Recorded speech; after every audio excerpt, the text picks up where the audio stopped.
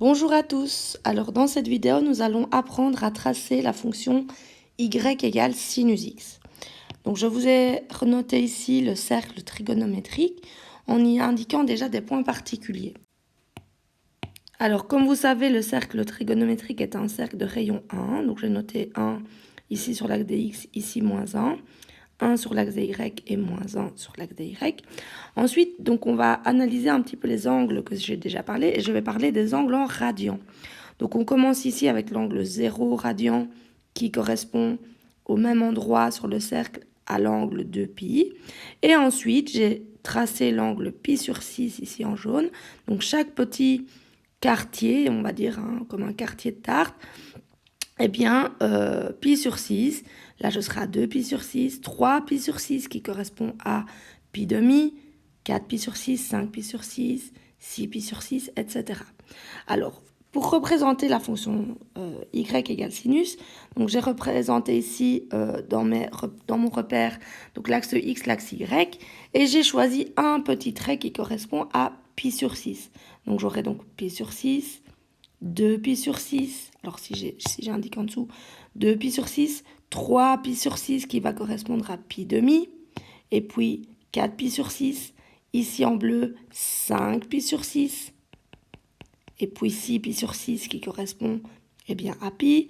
Ensuite, après, j'ai 7π sur 6, etc. etc. Donc, j'ai mis les points en couleur pour avoir plus facile à se repérer.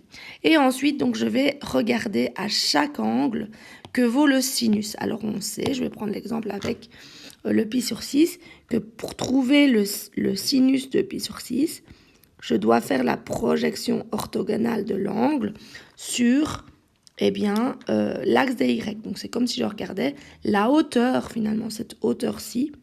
Et donc, je vois ici, bon, on sait le voir à vue de nez comme ça, que ça vaut la moitié de 1, donc ça fera 0,5. Et donc, je vais tracer mon point à pi sur 6. Je sais que je serai à 1 demi, puisque là, j'atterris à 1 demi.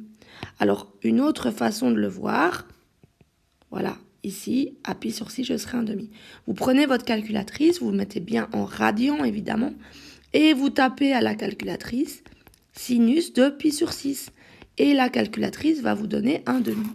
Je continue d'avancer sur mon cercle. Oui, j'aurais pu commencer déjà par 0, c'est vrai que je n'y ai pas pensé. Eh bien, qu'est-ce qui se passe à 0 quand je suis ici? Si je l'aplatis sur l'axe des Y, eh bien, j'atterris à 0. Donc, je trouve facilement que sinus de 0 est égal à 0.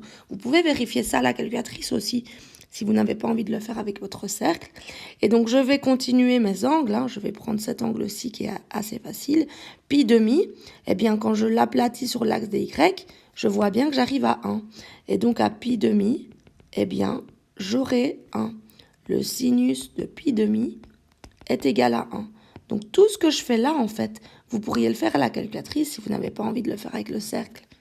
Voilà, parfois ça permet de gagner un peu de temps, mais c'est vrai que c'est assez simple ici. Et je continue donc de tourner sur mon cercle. J'arrive à 5 pi sur 6.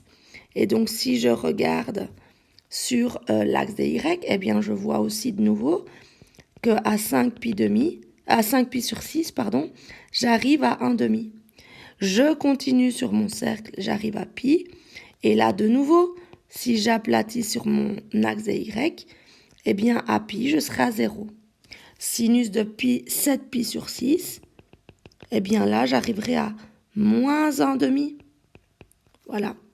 Donc, à 7 pi sur 6, j'arriverai à moins 1 demi. Je me balade sur mon cercle, j'arrive à 3 pi demi. Ben là, on le voit puisqu'il est déjà sur l'axe des Y. J'atterris à moins 1. Donc, de nouveau, si vous vouliez le faire, donc là, je suis à 3 pi demi. Si je voulais le faire à la calculatrice, je tape sinus de 3 pi demi en mettant bien ma calculatrice en radian. Eh bien, je tombe sur moins 1.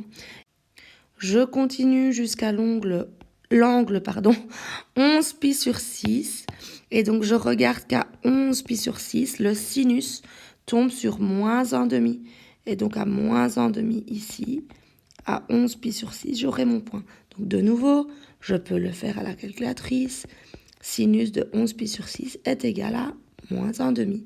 Et enfin, 2pi, qui est en bleu ici, eh bien, quand je vois, quand je l'aplatis sur l'axe des y, j'arrive à 0. Alors, j'aurais pu faire aussi la même chose. Donc là, je vois, j'ai déjà fait tout du côté droit. J'aurais pu faire la même chose du côté négatif. Et donc, je vais commencer avec l'angle de moins pi sur 6. Donc, de l'angle de moins pi sur 6, il atterrit ici, au même endroit que 11 pi sur 6. Et donc, 11 pi sur 6, moins pi sur 6, pardon, le sinus, on le voit très bien ici, quand je suis là à moins pi sur 6, il va arriver à moins 1/2, etc., etc. Et donc, en fait, je pourrais continuer, je ne vais pas avancer des masses, mais je vais encore en faire un. Moins pi demi, donc moins pi demi, eh bien, j'arrive ici au même endroit que 3 pi demi. Et donc, le sinus à moins pi demi, il vaudra moins 1. Donc, tous ces points, vous savez le faire à la calculatrice. Et ensuite, il vous suffit, entre guillemets, de relier vos points en essayant d'être le plus précis possible en un seul trait. Voilà. Alors évidemment, là, ça continue et là, ça continue. Donc voilà, nous venons de tracer la fonction y égale sinus x.